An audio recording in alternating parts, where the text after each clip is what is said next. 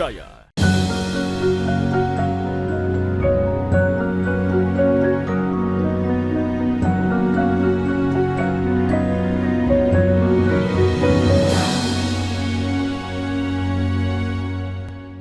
Bismillahirrahmanirrahim.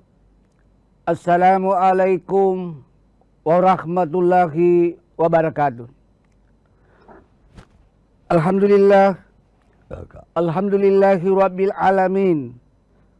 Nahmaduhu wa nasta'inu wa nastaghfiruh wa na'udzubillahi min sururi anfusina wa min sayyiati a'malina may yahdihillahu fala mudhillalah wa may yudlil fala hadiyalah. Asyhadu an la ilaha illallah wahdahu la syarikalah wa asyhadu anna Muhammadan abduhu wa rasuluh. Allahumma sholli wa sallim ala abdika wa rasulika Muhammad wa ala alihi wa sahbihi ajma'in, amma ba'du. Subhanaka la ilma lana illa ma 'allamtana innaka antal alimul hakim. Rabbi shrahli sadri wa yassirli amri wahlul 'uqdatam min lisani yafqahu qawli. Qala Allah Ta'ala fil Qur'anil Karim, yarfa'illahu alladhina amanu minkum walladhina utul ilma darajat. Wa qala dan inna akramakum indallahi atqakum.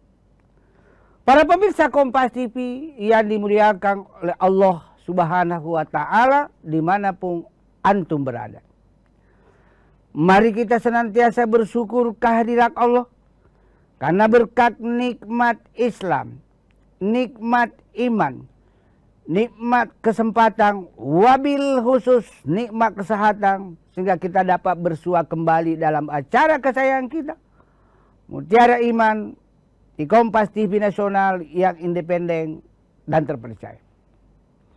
Siapa yang selalu mensyukuri nikmat Allah, maka Allah akan tambahkan nikmat itu. Sebaliknya siapa yang kufur nikmat, maka siksa Allah amat pedih. La in sakartum la azidannakum wa la in kafartum in azabi lasadid. Quran surah Ibrahim ayat 7. Salawat dan taslim kita kirimkan kepada Nabiullah, Nabi besar Muhammad sallallahu alaihi wasallam, beserta para keluarga beliau, para sahabat dan para pengikut beliau yang senantiasa istiqamah melaksanakan berbagai syariat Islam berdasarkan Al-Quran dan As-Sunnah, hadis Rasulullah Muhammad sallallahu alaihi wasallam sebagai nabi yang penuh keteladanan. Sehingga Allah abadikan di salah satu surat dan ayat di dalam Al-Quran, laqad kana lakum fi rasulillahi uswatun hasanah. Quran surah Al-Ahzab ayat 21. Para pemirsa Kompas TV yang dimuliakan oleh Allah Subhanahu wa Ta'ala dimanapun antum berada, pada kesempatan ini izinkanlah saya menyampaikan tausiah atau ceramah dengan tema atau judul keutamaan imtak dan ipteks. Imtak yang saya maksud di sini adalah iman dan takwa, ipteks adalah ilmu pengetahuan, teknologi dan seni. Kenapa saya dahulukan pembahasan tentang imtak atau iman dan takwa? Karena itu petunjuk Allah melalui firman-Nya. Inna akramakum indallahi atqakum. Yang paling mulia di sisi Allah hanya orang yang bertakwa, termasuk pasti beriman. Ini bagian dari surat Al-Hujurat ayat 13. Allah berfirman, ya ayyuhan nas inna halaqnakum min zakarin wal unsa wa ja'alnakum su'uban wa qabaila lita'arafuna inna akramakum indallahi atqakum innallaha alimun khabir. Surat Quran surah Al-Hujurat ayat 13.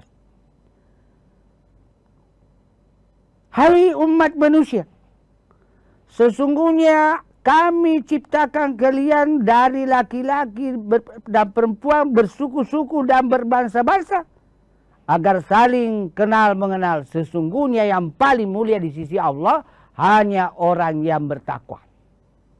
Dan sesungguhnya Allah maha mengetahui segala sesuatu. Kenapa iman dan takwa itu perlu sebelum iptek, ilmu pengetahuan dan teknologi? Kita analisis, kaji surah Al-Mujadilah ayat 11. Yarfa'illahu alladhina amanu minkum walladzina utul ilma darajat. Allah mengangkat orang yang beriman dulu dan bertakwa lebih tinggi beberapa derajat dibanding orang yang tidak beriman dan tidak berilmu. Jadi berdasarkan Quran surah Al-Mujadilah ayat 11, Allah menyuruh kita, memerintahkan kita beriman dulu, baru beriman dulu dan bertakwa, baru berilmu.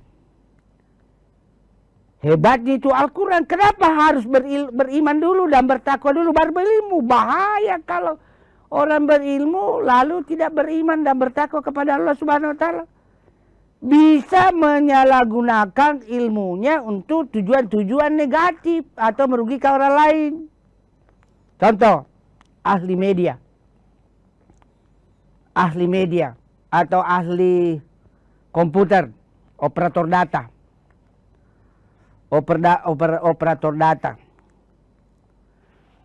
Kalau dia tidak punya, karena dia menguasai ilmu tentang data,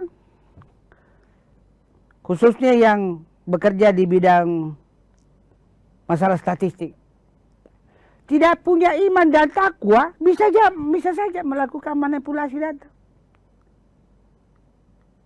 Sebagai contoh, jumlah pemilih untuk paslon A hanya misalnya 2 juta. Tapi karena orangnya bisa saja dia setel data. Ini bahayanya kalau tidak beriman, tidak beriman lalu berilmu. Kita lanjutkan setelah yang satu ini.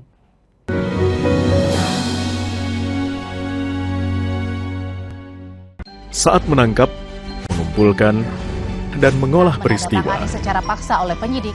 Kami kerahkan upaya terbaik. Ketika menyampaikan berita serta informasi, kami tak sekadar menyapa. Ada referensi, aspirasi, juga inspirasi yang menjadi misi. Sapa Indonesia di Kompas TV. Independen, terpercaya.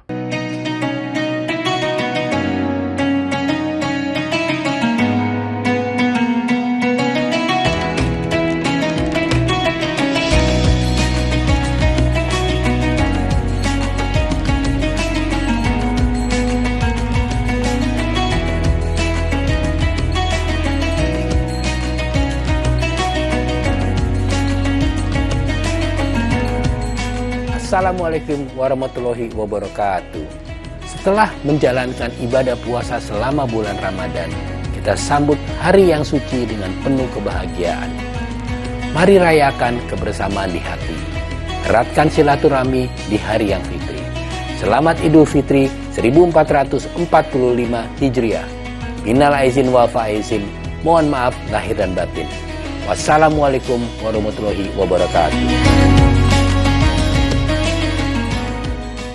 Saat menangkap, mengumpulkan, dan mengolah peristiwa, secara paksa oleh penyidik.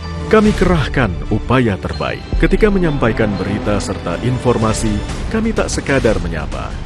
Ada referensi, aspirasi, juga inspirasi yang menjadi misi. Sapa Indonesia di Kompas TV. Independen, terpercaya.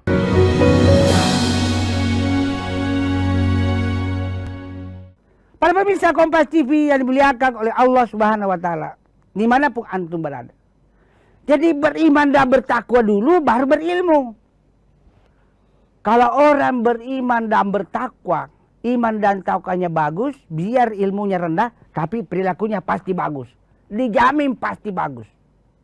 Sebaliknya, orang yang berilmu tinggi, panjang gelarnya sampai 1 kilometer, tapi tidak punya iman dan takwa, diragukan, bahkan perilakunya cenderung jelek. Kita lihat sekarang ini banyak orang-orang panjang gelarnya, jabatannya tinggi, keturunan bangsawan, tapi kecenderungannya menghalalkan segala macam cara. Menghalalkan segala macam cara untuk mendapatkan kekayaan dalam waktu sesingkat-singkatnya dengan jumlah kekayaan yang korupsi sebanyak-banyaknya. Menghalalkan segala macam cara untuk mencapai gelar doktor dengan cara yang jauh dari aturan-aturan akademik. Sekedar pemirsa ketahui bahwa hasil penelitian salah seorang pakar atau ahli dari luar negeri menyimpulkan Indonesia adalah negara ranking kedua di dunia tercurang dari segi akademik. Sangat memalukan. Apa yang dimaksud tercurang dari segi akademik? Gelar bisa diperoleh dengan cara lobby-lobby, lalu nilai mahasiswa bisa direkayasa dengan kolusi operator. Tercurang dari segi akademik. Objektivitas penilaian yang memprihatinkan. Ini bukan pendapat saya, tapi ini hasil penelitian pakar atau ahli dari luar negeri. Berikutnya lagi, Indonesia mendapat predikat negara terkepo di dunia. Memang ada benarnya ini, semua urusan orang lain, tetangga. Kita mau campuri. Saya melihat di Jepang. Karena anak saya terangkat konsultan di salah satu perusahaan Jepang setelah tamat S3, di sana masing-masing sibuk sendiri. Tidak ada mengurusi tetangga, urusan tetangga tidak dicampuri, kita terlalu banyak mencampuri urusan tetangga, urusan orang lain. Di sana masing-masing sibuk mengurusi urusannya sendiri. Hebatnya itu kalau punya iman dan takwa. Lalu, kenapa setelah beriman dan bertakwa bagus, tidak cukup hanya intak, harus ada ilmu. Beriman dan bertakwa saja, lalu tidak berilmu, bisa menyebabkan ibadah kita tertolak oleh Allah Subhanahu wa Ta'ala. Contoh, melaksanakan ibadah sholat tanpa didasari ilmu tentang sholat, rukun sholat, hal-hal yang membatalkan sholat, bisa tertolak ibadah sholat kita karena tidak dasar ilmu. Melaksanakan haji tanpa didasari ilmu tentang haji dan selebeluknya, bisa tertolak haji kita. Melaksanakan puasa tanpa didasari ilmu tentang puasa, hal-hal yang membatalkan puasa, rukun-rukun puasa, bisa tertolak puasa kita. Ternyata ilmu memang penting, tidak cukup hanya intak, iman dan takwa. Mau jadi bupati, jadi gubernur, tidak punya ilmu. Bukannya daerah itu maju, tetapi malahan regresif, mundur. Tidak karu-karuan. Kenapa presiden kita sekarang bisa melanglang buana kemana-mana mengunjungi berbagai negara? Karena punya ilmu bahasa. Menguasai beberapa bahasa. Ini yang disebut ilmu komunikasi. Penting. Dosen jika ingin mengajar dengan baik, profesional, efektif dan efisien, harus menguasai ilmu tentang ilmu pendidikan, ilmu tentang didaktik, metodik mengajar, menguasai tentang metode mengajar yang baik, metode pembelajaran yang efisien dan efektif, cara mengajar yang efisien dan efektif perguruan tinggi. Semua butuh ilmu. Jadi jaksa, hakim, penegak hukum, polisi butuh ilmu. Coba bayangkan kalau seorang hakim, seorang jaksa tidak punya ilmu tentang pasal-pasal undang-undang peraturan. Bagaimana bisa menetapkan keputusan mengadili seseorang kalau tidak punya ilmu? Ternyata ilmu pengetahuan teknologi atau penguasaan ilmu pengetahuan dan teknologi bagi bangsa yang ingin maju harga mati untuk menguasainya. Sebagai contoh, akibat dari kemajuan teknologi komunikasi dan informasi, wabil khusus teknologi digital, urusan manusia mudah. Apa contohnya Pak Ustaz? Dalam dunia perbankan, akibat kemajuan teknologi digital, bantuan satelit, semua sekarang serba mudah. Tapi hati-hati, ada juga kejahatan digital. Kejahatan digital terjadi karena itu tadi, iman dan takwa yang tidak beres. Ada orang kebobolan rekeningnya akibat kejahatan digital. Sekarang ini menurut Menteri Komunikasi dan Digital, sudah terpapar kurang lebih 80.000 anak usia 10 tahun ke bawah judi online. Luar biasa. Ini termasuk penyimpangan pengamalan digital, aplikasi digital. Jadi kapan penggunaan ilmu teknologi digital proporsional tidak disalahgunakan, memudahkan urusan manusia. Contoh, misalnya ada penghasilan kos anak kami, hanya dalam waktu kehitungan detik masuk, terkirim, tertransfer ke rekening anak kami di Jepang. Begitu hebatnya ilmu teknologi digital. Sekarang ini, informasi dari anak saya di Jepang sekarang ini proses operasi misalnya mengangkat kista yang sudah kronis atau mengangkat kanker dari rahim ibu, itu bukan lagi dokter atau anestesi dan ahli bedah yang langsung terjun melakukan operasi, tapi melalui robot atau sejenis alat perangkat komputer dikendalikan oleh operator tentu yang berprofesi dokter. Hebatnya sekarang. Masalahnya alat ini menurut saya belum bisa disosialisasikan di Indonesia karena harus betul-betul operator yang profesional. Nanti salah tekan tombol, bukannya rahimnya yang dioperasi tapi lehernya yang terputus. Ini yang masalahnya nih Pak. Karena di sana teknologi tingkat tinggi. Ada lagi berita. Ada lagi berita. Mudah-mudahan bukan hoax. Di China sekarang sudah diproduksi mobil tanpa sopir. Dan sudah teruji, divalidasi, validitasnya dan rehabilitasnya berkali-kali diuji tanpa sopir. Kita lanjutkan setelah yang satu ini.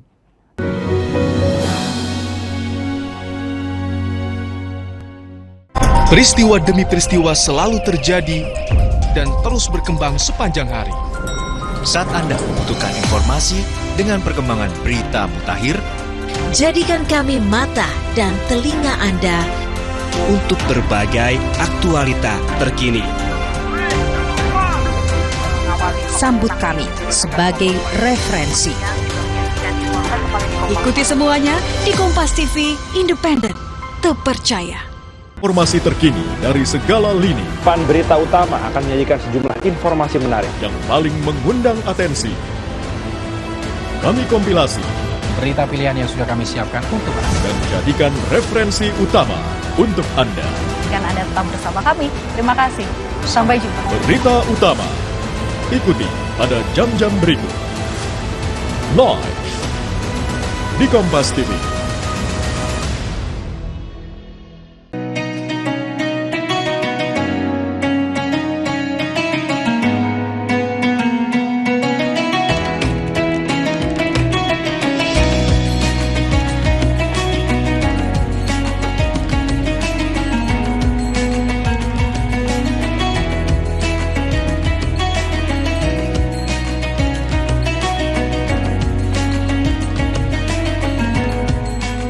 Assalamualaikum warahmatullahi wabarakatuh. Setelah menjalankan ibadah puasa selama bulan Ramadan, kita sambut hari yang suci dengan penuh kebahagiaan. Mari rayakan kebersamaan di hati. Eratkan silaturahmi di hari yang fitri. Selamat Idul Fitri 1445 Hijriah. Minal aizin wal faizin. Mohon maaf lahir dan batin. Wassalamualaikum warahmatullahi wabarakatuh.